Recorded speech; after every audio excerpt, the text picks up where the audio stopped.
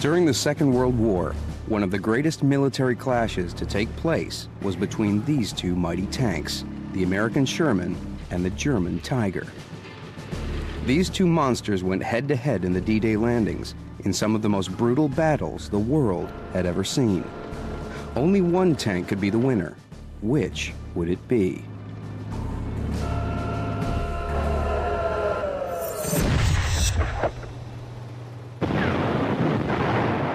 On June 6, 1944, the Americans, British, and their allies launched the D-Day landings on the northern coast of France. They fought bravely together against the common German enemy. The Allies' objective, to gain a precious foothold into Nazi-occupied Europe. With the coast secured, more hard work lay ahead. Allied forces, led by Sherman tanks, would still have to punch their way through German defenses in France, Belgium, and Holland on their way to Berlin. But around every corner, in every orchard, and in every hedgerow, the terrifying Tiger tank was lying in wait, aiming to stop the Allied forces in their tracks.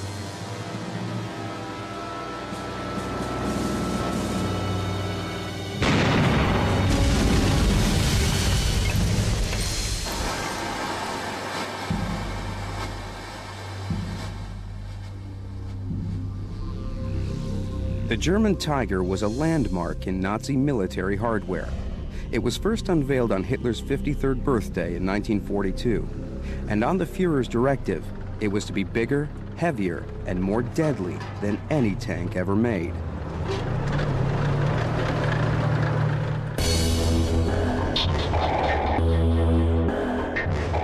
The German Tiger weighed 56 tons, and at the time was equipped with the largest gun to be fitted to a mass-produced tank.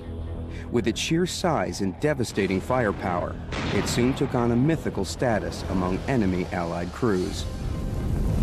I looked upon it as something indestructible, and if it was everywhere you went, if you passed a wood on your flank, say 1,000 yards away, you'd wonder what was lurking in there. The fact was, it was a Tiger which was dominant in crews' minds. I'm sure people saw Tigers when they weren't there. If he sees you, you haven't got a chance, have you? If you see him, you still haven't got a chance. Because of the legends surrounding this beast of a tank, Allied crews soon came to fear its ominous angular shape and looked for it everywhere. On this one occasion, we saw a square shape in the orchard, and we said automatically, that may be a tiger. Let's not beat about the bush. Fire. And I fired. Very good first shot. And there was a huge explosion of splinters, and we realized we'd shot up one of the farmers' outside toilets.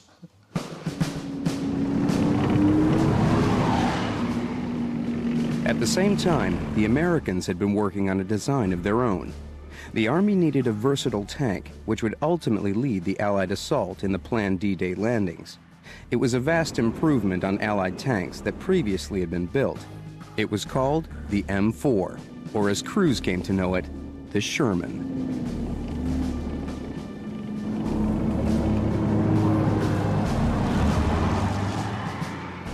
My first impression of the Sherman, I thought was brilliant because the maneuverability of it, and as a driver, you had such a wonderful compartment, controls were good, and I honestly, my first impression, I couldn't fault the Sherman, really. I was very impressed with it. The Sherman quickly became the tank chosen for mass production and used by all Allied forces, the Americans, Canadians, British, and eventually, even the Russians. And when on June 6, 1944, the Allies needed a tank for the D-Day landings, there was nothing better. The Sherman, trusted by crews and infantry alike. That was until it came into contact with the German Tiger. Of course, we didn't know then what the Germans had, really. No, but I was going to say, I don't think then I knew anything about tigers. Well, no, at that stage. They didn't tell us much about the Tiger. No, they didn't, until we saw this Tiger, which had been captured. And it had 20 to 25 shell marks on it, where it hadn't penetrated. And then, of course, when you saw other tanks, other Shermans burn in front of you, you know, sort of not her competence about it. And I used to count the graves, because they were often then just buried behind the tank or somewhere. And you'd see 2, 3, 5, and it was a 5, of course, they'd all gone. And that's really when my confidence began to slip a bit. Was the Allied Sherman inferior to the Tiger? And did the Tiger's prowess really live up to its fearsome reputation? A contest like this would be judged on 3 main factors: firepower, armor, and mobility. Which of these 2 tanks would triumph in these categories? First, firepower. To create the Tiger, the Germans shoehorned their highly successful 88mm anti-aircraft gun into an armored body to produce an awesome tank-killing arsenal. The Sherman was not primarily designed to be a tank killer because its smaller diameter quick-loading artillery gun made it ideal for infantry support. And that's why the Allied Sherman's gun was so much smaller than the German Tigers, as were the shells it fired.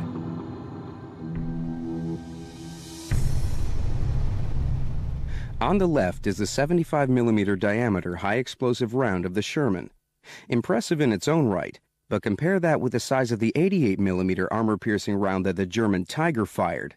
The damage caused by one of these was absolutely devastating. The Tiger's gun was larger and more powerful in every way, capable of destroying an Allied Sherman at 1,500 yards. The Sherman's gun was so weak, it could not penetrate anything over 300 yards. It would have to get within a minimum of 60 yards to have a real chance of taking out a Tiger. I didn't have the exact experience, but I've spoken with people who had the experience of being within 30 to 50 yards of a Tiger, firing the main gun of the Sherman, and seeing the shot bounce off the plates of a Tiger. There was no greater example of the Tiger's superior range than at the Battle of Goodwood, 6 weeks after the D-Day landings. Perched on a hill overlooking the advancing Allies, the German 88mm guns destroyed a staggering 400 Shermans before the Allies could even get close enough to fire a shot on target. These men were there, on opposite sides. Ken Tout in an Allied Sherman, and Heinz Blydiesel in a German Tiger. Over the 2 days of carnage, Heinz's Tiger troop wiped out at least a dozen Shermans. 20 to 25 Shermans appeared, and we started to fire when the range was optimal, and every round hit a Sherman and they went up in flames. Yes. In a few minutes, it took us 30 minutes for 12 Shermans, and the other 2 had bailed out. They were undamaged, and we took them back afterwards. So round 1, firepower, goes to the German Tiger with its lethal 88mm gun.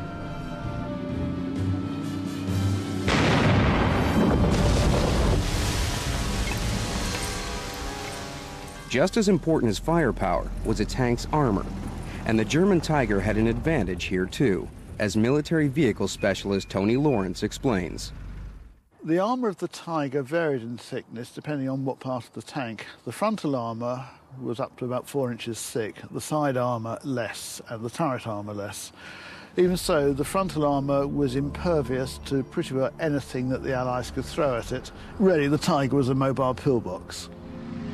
To keep the Sherman lighter, the Americans used much thinner armor. In fact, almost half the thickness of the German Tigers. Experts will demonstrate the difference this makes here at an ordnance testing range in southern England. They've set up an experiment to replicate the effects of a direct hit from a German 88mm round on the 2-inch thick side armor plating of an Allied Sherman tank. The real measure of strength will be the potential damage to the crew inside, represented by these targets. High-speed video cameras will record the impact and show how well the armor stands up to the modern equivalent of the Tiger's deadly firepower. Confirm range clear all round. Range clear all round, clear red. Stand by. 3, 2, 1. The effects are devastating. The Allied Sherman's armor plating is too thin to withstand the raw firepower of a round fired from a gun like the German Tiger's 88. It has penetrated the armor, sliced right through the crew, and exited the other side. For a tank crew during the Second World War, the chances of surviving an impact like this were incredibly slim.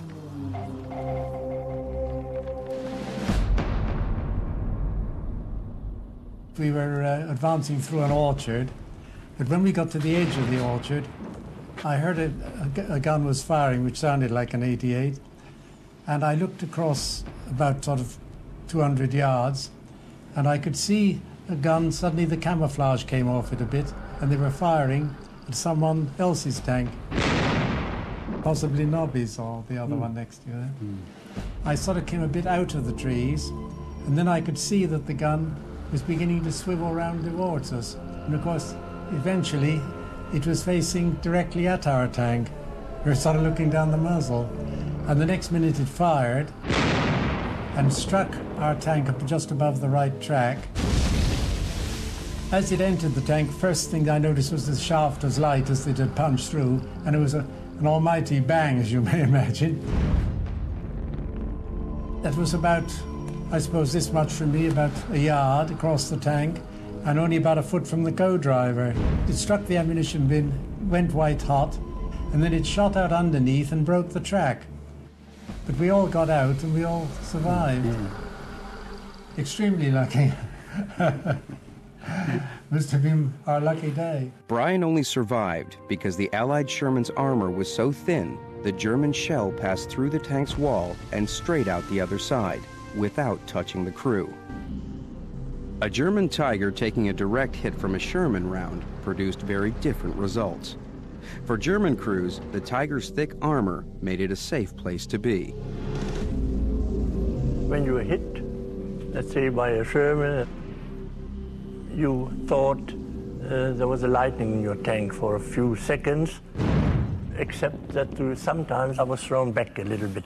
But afterwards, it was as if nothing had happened. So not only did the German Tiger surpass the Allied Sherman in terms of firepower, its armor appeared to be resistant to anything the Allies could fire at it. But in time, all that would change.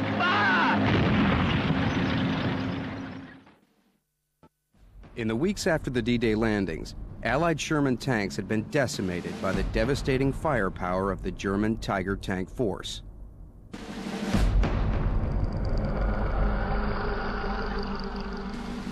Stories of Shermans penetrating the Tiger's thick armor with their tiny 75mm guns were few and far between. That was until a British innovation changed the Sherman into a tank that could challenge the Tiger head-on.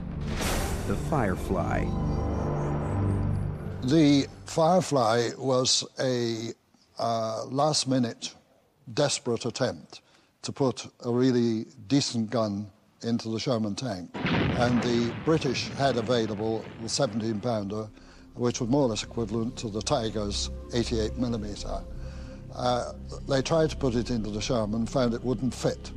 And in the end, ingeniously, they got it fitted into the turret by doing a 90 degrees twist, and they were able to insert it into the rather smaller turret of a Sherman. This is the Sherman as it was originally developed with a 75mm gun. This is the Sherman Firefly with a 17-pounder anti-tank gun. The pea shooter, the tank killer.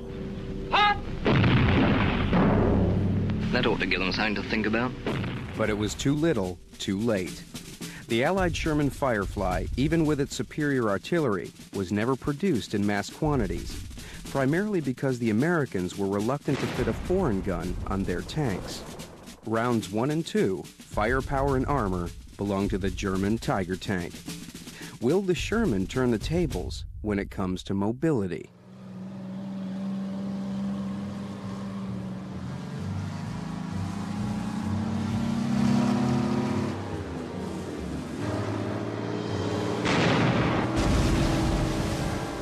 At almost twice the weight of the Allied Sherman, the German Tiger could only reach a top speed of 23 miles per hour. The Sherman was much faster and could go places where the larger Tiger would simply get stuck. Shermans are very mobile. They were a reasonably fast tank. I've actually been in the Sherman getting up to about 30 miles an hour, which is quite a hairy experience. In the Sherman, you could go along any normal metalled road, cross-country. The Tigers were much, much slower, but also, of course, their weight told against them. At 56 tons, it's fine going along nice, flat, dry ground. Once you start getting into mud, they're going to sink. Once you start going over small bridges, the bridges are going to crumble. The Sherman was perhaps much better, much faster. Our maneuverability was really inadequate. And the engine was too slow. And it wasn't just on the move that the Allied Sherman was faster than the German Tiger. Its turret could turn more rapidly, an advantage that could mean the difference between life and death. If you compared with the Sherman, I would say the Sherman was much better. It took us 3 to 5 minutes turning the turret round by hand, and perhaps 2 minutes or 1.5 minutes by engine. So although inferior in terms of firepower and armor, the Allied Sherman was vastly superior to the German Tiger when it came to mobility. Not only did the Sherman win this round, it also had something else, something colossal on its side: the full weight of the American automobile industry. And this car held the key to the eventual dominance of the Sherman over the German Tiger on the battlefield. Here in the Detroit tank arsenal, we forged the armaments of victory. Back in the U.S., everyone was working together to help the Allied war effort in Europe. Not only were the public playing their part, but in this golden age of cooperation, the big three car manufacturers, General Motors, Chrysler, and Ford, joined forces to take control of Sherman tank production. As a result, new Shermans rolled off the assembly lines using components taken directly from the automobile industry. For example, this Ford Pilot's V8 engine was also fitted to some Sherman tanks. This flexibility in construction, simple design, and massive manufacturing backup meant that in Normandy, destroyed Allied Shermans could be replaced in 36 hours. The Germans didn't have that kind of industrial backing. In fact, it could be argued that one of Hitler's greatest mistakes was to have commissioned such an enormous and complicated machine like the Tiger, when much simpler tanks could have been built in greater numbers. For every one Tiger coming off the production line, the Germans could have afforded to build 3 of their smaller but lethal Panzer Mark IVs. The German Tiger was a complex, over-engineered machine, which shared few common parts with any other German tank. It took a long time to make, was less reliable, and had sparse ground assistance when it needed repair. In the field of combat, a minor fault could disable the Tiger. And unlike the Allied Sherman, a dead Tiger could not be replaced easily. We had lots of engine trouble. In my Le Corps, after 100 yards, it was already broken down. So we had to wait for people to get it running again, who never came, by the way. The war ended before they actually arrived. Now a reconstruction of a typical tank battle will demonstrate how the Allied military strategists used the Sherman's superior numbers to overrun the defending German Tigers, and to beat a path through Europe and eventually to victory over the Nazis. Imagine a little scenario in Normandy. We have a Tiger tank here, sitting up in a hedgerow, hidden from the Allies. We have a troop of 4 Shermans crossing a field. The first one, his turret will be turning. They'll be on the lookout for anything suspicious.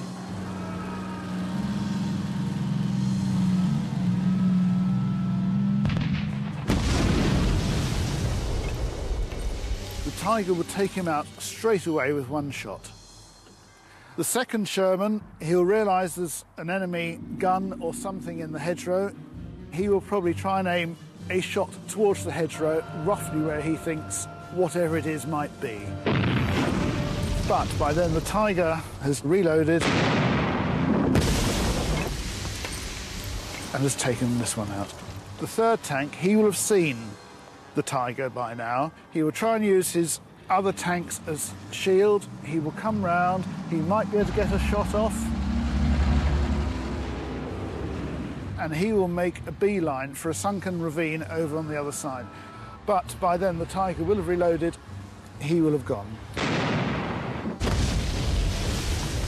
In the meantime, the fourth member of the troop, seeing what's happening, he will know the only vulnerable spot on the Tiger is the rear. He will try and go round to the rear of the tank, and he will try and take out the Tiger from the rear.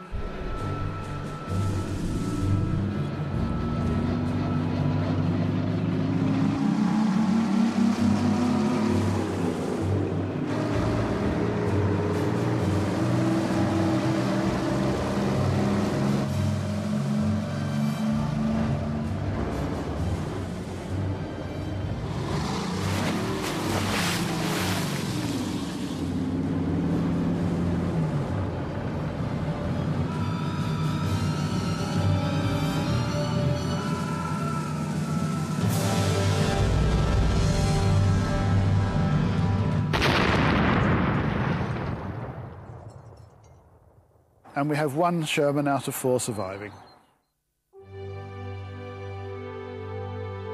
And just as the Shermans were sacrificed for the Allied war effort, so too were their crews. I felt very expendable, especially when we landed in Normandy. And when you see so many casualties in Normandy, and every day we were having casualties, you did feel, is my number next, you know? In the end, the Allies won the ground war by their sheer numbers. The Sherman was produced in massive quantities, almost 50,000 of them, but only about 1,300 German Tigers were ever built.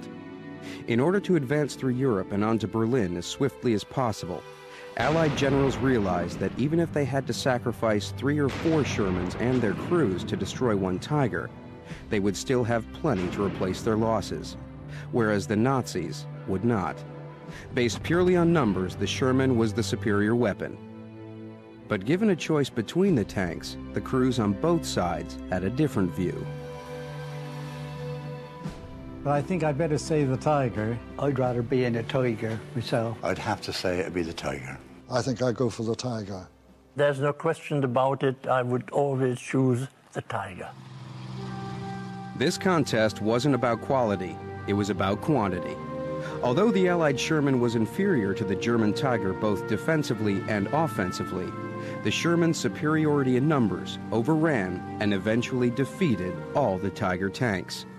In 1945, the Sherman led the Allied forces onto Berlin and to victory. And that's why the Sherman tank wins this great military clash.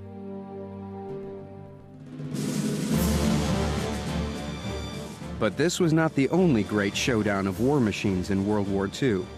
18 months before Pearl Harbor, the British were alone, fighting to preserve their freedom against the marauding Nazi forces.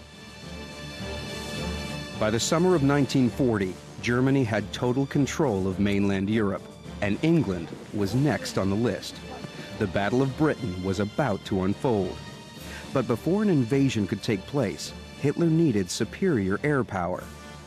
Leading the airborne assault was Germany's most advanced fighter aircraft, the Messerschmitt Bf 109. Meeting it head-on was the British Royal Air Force's brand new fighter, the Supermarine Spitfire. In the Battle of Britain over the English Channel, these two planes would clash for the first time. Comparing the Spitfire's handling to the Messerschmitts requires someone who's flown both planes, and British Royal Air Force pilot Charlie Brown flies these two vintage aircraft in his leisure time. The Spitfire is the ultimate carefree handling airplane. Getting it off the ground and getting it back onto the ground is a bit of a trick, I grant you. But in the air, it is the most benign airplane of any type that I've ever flown, of any type. It was the Spitfire's trademark elliptical wings that gave it its responsive handling. Take a look at those two airplanes. Look at the wing area. The Spitfire's got that wonderful elliptical section on it. And in theory, when you start to maneuver the airplane, you should get less drag. It is one of the things that makes the aircraft more benign, having that large wing area. The Messerschmitt 109. What's more, A fluke design feature of the Spitfire gave its pilots an overwhelming advantage. During extreme maneuvers, the wings vibrated heavily, warning that the plane was about to fall out of the sky and giving the pilot ample time to correct. The German Messerschmitt gave no such warning. The 109 is definitely more of a handful. It is rather less gamely. There is less feedback through the controls. Perfectly fine flying machine, but compared to a Spitfire, it is very difficult. You had to treat the Messerschmitt as you would treat a diva. You had to handle it with care, just like a raw egg or like something that needs to be loved and cared for. Because the German Messerschmitt was more difficult to fly, its pilots were often reluctant to push it to the extreme. This fact could shed light on one of the most enduring controversies surrounding the two aircraft. Which could outturn the other? In a turn, the Spit was better than the Messerschmitt. I know the Spitfire could outturn the 109. You'll still find the odd 109 pilot who claim differently, but I'm sure they hadn't found competent Spitfire pilots against them. On 2 occasions, I saved my life by outturning a 109. So which one was the tighter turner? Despite claims otherwise by Spitfire pilots, there is some evidence to suggest that the 109 could outturn the British fighter. But in a dogfight, only the most experienced Luftwaffe pilot would dare push his plane to the limits. 9 times out of 10, a Spitfire would outturn a Messerschmitt. A number of times, a Spitfire being chased by Messerschmitts pulled a tight turn, and the Messerschmitt couldn't stay with it. And in some cases, more experienced pilots ended up shooting a Messerschmitt down. First blood goes to the agile Spitfire. It was much easier to control than the Messerschmitt 109, which required experienced pilots to handle dangerous combat situations.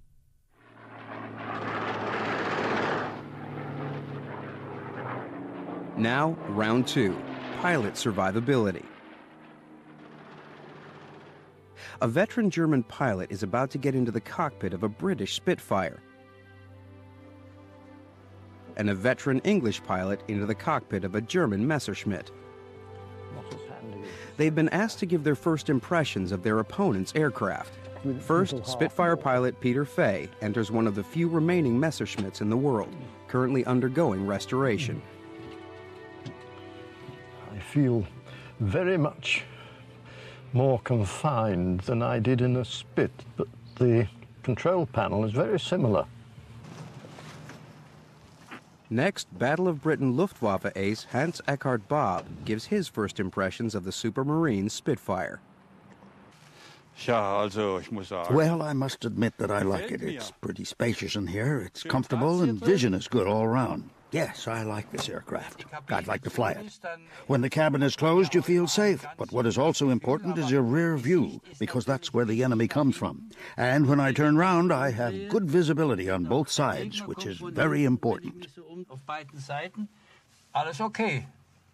Visibility, not as good as a Spitfire. And if I look round, yes, I can see, but there's a definite blind spot. This blind spot was caused by the bulletproof armor plate fitted behind the pilot's head, and many Messerschmitt pilots complained that it made them vulnerable to surprise attacks. This problem was cleverly rectified only after the Battle of Britain by the introduction of panzer glass taken from German tanks, in place of the thick armor plating and still capable of stopping a bullet. But visibility wasn't the pilot's only concern during the Battle of Britain. The fuel tank is in front of you, compared to the Messerschmitt, where you have the tank behind and underneath you. If you were hit at the front in the Spitfire, then your face would burn straight away. In the 109, the fire would start at the back. Psychologically, that feels safer. Right, my petrol tank is hit and I've got to get out in a hurry. It doesn't really matter whether the tank's in front of me or below. If I'm on fire, I've got to get out. And this thing is very heavy. And remember that we've got an airflow of 200 or 300 miles an hour, possibly more.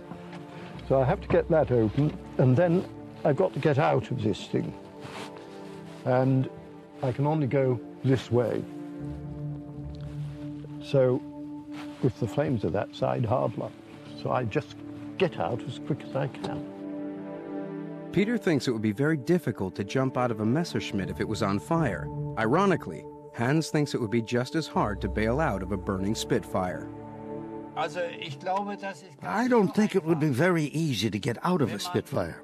I could imagine this half door being pushed against you by the wind. In the Messerschmitt, it would be easy to abandon the plane because the force of the slipstream would help push you out. But luck also plays a part. The tailplane could easily hit you as you bailed out. But this is always a risk. Although both aircraft were equally difficult to escape from, both pilots agree the Spitfire was more spacious and had better visibility than the German Messerschmitt. What's more, the Messerschmitt pilots were at a great disadvantage to their British counterparts when it came to landing the aircraft. The German Messerschmitt's landing gear was exceptionally narrow, and this led to frequent crashes on landing.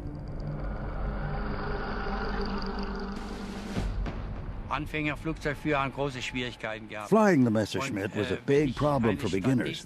As far as I know, we lost more pilots on takeoff and landing because of this narrow landing gear than through enemy attacks. Even if you're aware of this fault, it's still a problem. You need to be a good pilot to control the Messerschmitt. Round 2 goes to the Spitfire as well. In terms of pilot survivability, the British Spitfire is a clear winner. Can the Messerschmitt regain the advantage in round 3? Firepower. During the Battle of Britain, the Messerschmitt Bf 109 led the German aerial assault on southern England. But meeting it head-on over the south coast was the revolutionary Supermarine Spitfire. Which of these two aircraft had the edge when it came to firepower? In 1940, along with the Hurricane, the Spitfire was the best-equipped British fighter with an armament of 8 Browning 303 machine guns, 4 in each wing. But the Messerschmitt had something far more fearsome, 2 deadly 20mm anti-aircraft cannons. If you have a cannon, you only got to have a couple of shells hitting another airplane, and that airplane's out of action, in effect. Whereas bullets, you have to get an awful lot of bullets through that airplane to make it good. I can prove that with Germany. On one occasion, I think the last engagement during the Battle of Britain, when I shot down a Ju-88 over Salisbury Plain, I finished up the 11 bullet holes through my airplane. And they'd done no damage at all, although one had gone into the engine. Whereas a cannon shot would have knocked me out. To illustrate what this difference in armament means, experts at the Ordnance Testing Range will now carry out a modern-day test of firepower. This is the Browning 303 machine gun, the same basic design as the one that was fitted to the Spitfire during the Battle of Britain. To get an idea of what damage it would inflict in the air, this marksman is going to use it to strafe a piece of Messerschmitt 109. The aluminum in the frame is the same thickness as the skin of a 109's wing.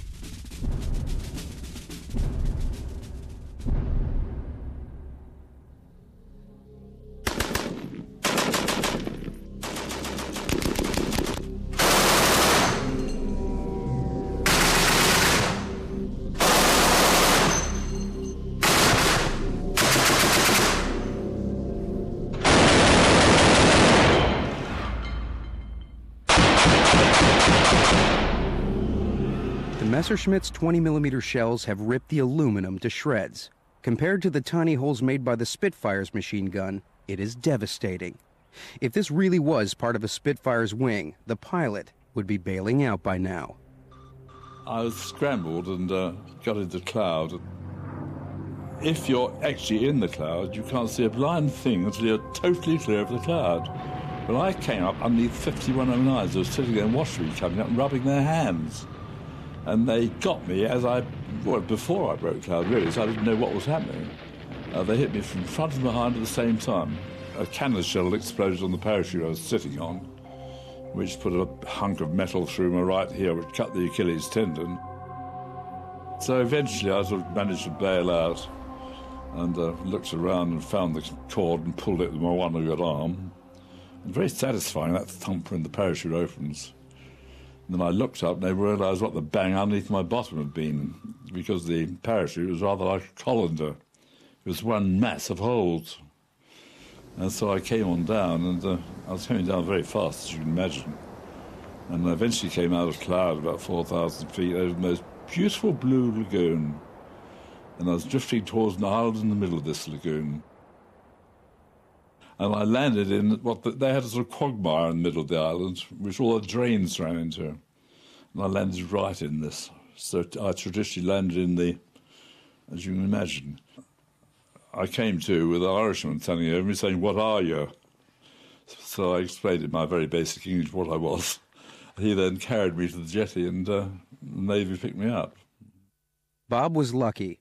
He recovered and was back in action in months. Yet his story reinforces that during the Battle of Britain, the German Messerschmitt was clearly superior in terms of firepower.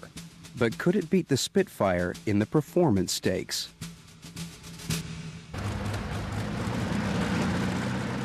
Aeronautical engineer Peter Grieve tours air shows giving demonstrations of his Rolls-Royce Merlin engine. He bought it as a wreck 6 years ago and restored it to full working condition. And he can use it to illustrate the Spitfire engine's potentially disastrous tendency to cut out during steep forward dives. With fuel injection, a pilot can do any aerobatics and the engine will keep running smoothly. But a carburetor's performance is affected by changes in G-force, which occur during certain extreme maneuvers. What happens when you put a Spitfire into a steep dive is a bit like the feeling you get when you go over a humpback bridge in the car. Everything gets thrown upwards. In much the same way, on this Merlin carburettor, the fuel gets thrown upwards in the float chamber, starving the engine of fuel momentarily and making it splutter.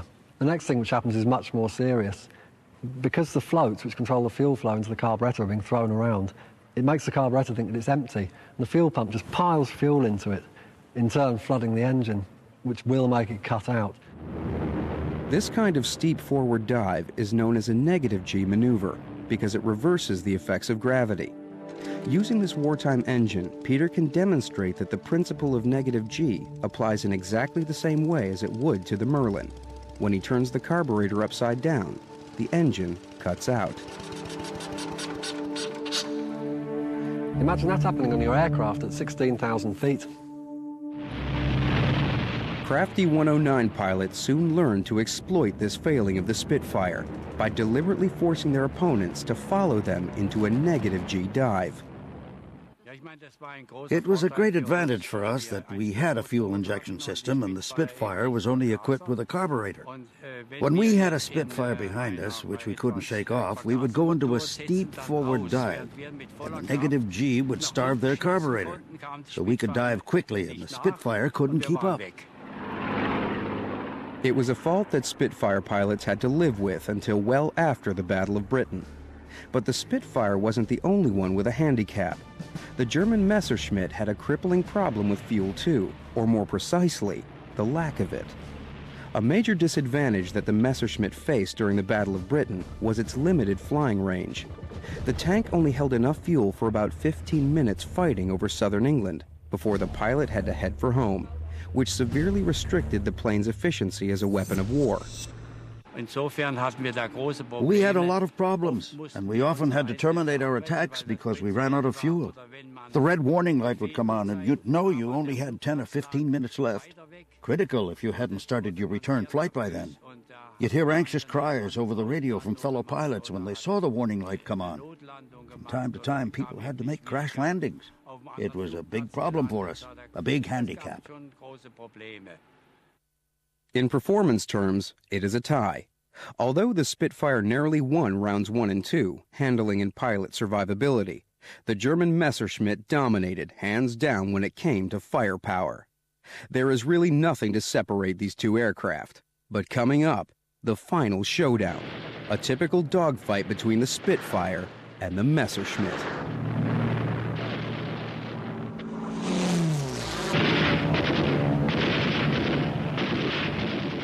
In the Battle of Britain, dogfights were dramatic and brutal. In 1940, it was quick, dirty combat. Whoever had the height, speed, and most importantly, the element of surprise, was more likely to kill and live to fight another day.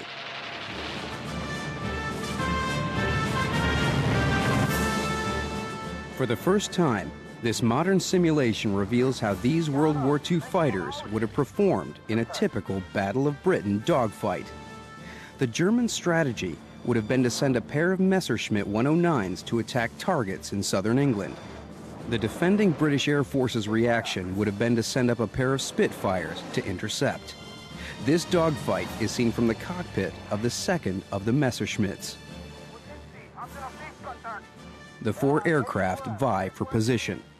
Because of their restricted rear visibility, it is imperative that the Messerschmitt pilots get behind the Spitfires if they want to stand a chance of winning this dogfight. The Messerschmitts get the advantage they need, and a chase ensues. The Spitfire pilots, all too aware of the deadly firepower from their attackers' superior 20mm cannons, use maximum power to stay just out of firing range. But as the two aircraft are roughly equal in terms of top speed, the Spitfires cannot increase their lead any further than that. Now the Spitfire's supreme handling comes into its own.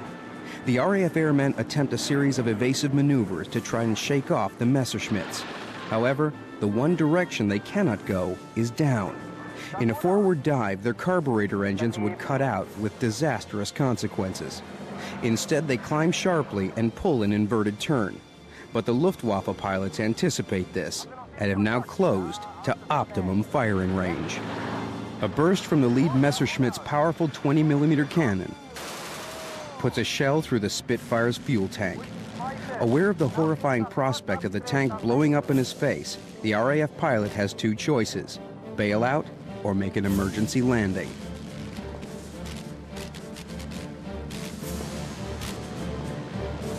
Victory for the Germans seems certain, but before they can turn their attentions to finishing off the second Spitfire, a setback.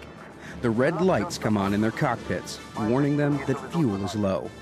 They have to head back to their base in northern France, and they assume the second Spitfire will return to its airfield in England. It would prove to be a costly oversight. Caught up in his success, the Messerschmitt No. 2 has made a grave mistake. He has neglected to spot the second Spitfire making a surprise counterattack from above, and so failed in his duty to protect the Messerschmitt leader at all costs. The leader's plane is now doomed. The second Messerschmitt pilot now has no option but to head back to base alone. The conflict is ended on equal terms, typical of many of the dogfights during the summer of 1940. In fact, the Spitfire and Messerschmitt were so evenly matched that this contest ends in a tie. As in many battles, the only real deciding factor was the man at the controls. In the end, a lot depends on the pilot. If you imagine an experienced pilot flying the 109 compared with an inexperienced Spitfire pilot, then the pilot of the 109 would be superior. If the situation was reversed, the Spitfire pilot would be superior. It always depends on who's flying the plane. You never knew what you were doing. You had a gun sight, and providing that little dot in the middle of the gun sight was where you wanted it to be, how you got there was quite incidental. That is why you had to learn to fly the airplane first, and why these chaps who arrived with 7 hours flying on Spitfires hadn't a hope. By September 1940, after 3 months of conflict, the Germans realized that without aerial superiority, plans to invade England were futile. Many historians maintain Britain won the battle, but it may be more accurate to say that it was a stalemate. The Germans did not win, and the British did not lose. In just over a year, the Americans would join the British and other allies to defeat the Nazi forces once and for all.